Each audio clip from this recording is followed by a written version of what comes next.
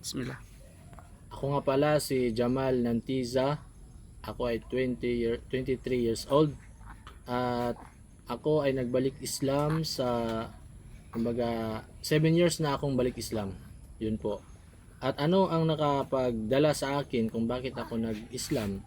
Una, yung tatay ko, yung parents ko, siya ay nag-Muslim dahil siya ay nalungkot. Sobrang lungkot niya.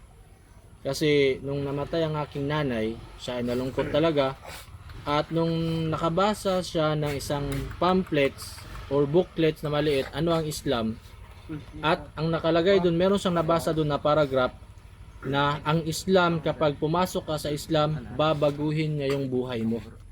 So yung tatay ko, gusto niyang mabago yung buhay niya dahil siya ay kumbaga nalungkot at siya ay nakulong sa ganong sistema.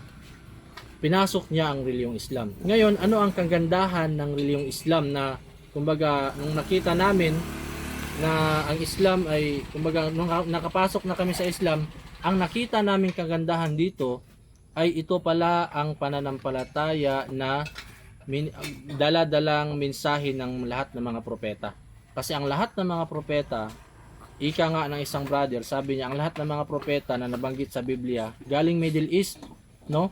So ngayon, ang mga tao sa Middle East, lahat sila, kumbaga ang karamihan sa kanila ay Muslim. So ngayon, kumbaga ito ay malapit sa katotohanan na ang mga propeta, ang kanilang dalang mensahe ay reliyong Islam. So ngayon, nung nakita namin ang reliyong Islam, ang kanyang paniniwala, parang kumbaga malapit na sobrang lapit ng turo ng lahat ng mga propeta. Kasi ang lahat ng mga propeta, ang kanilang turo ay sumamba lamang sa nag-iisang Diyos.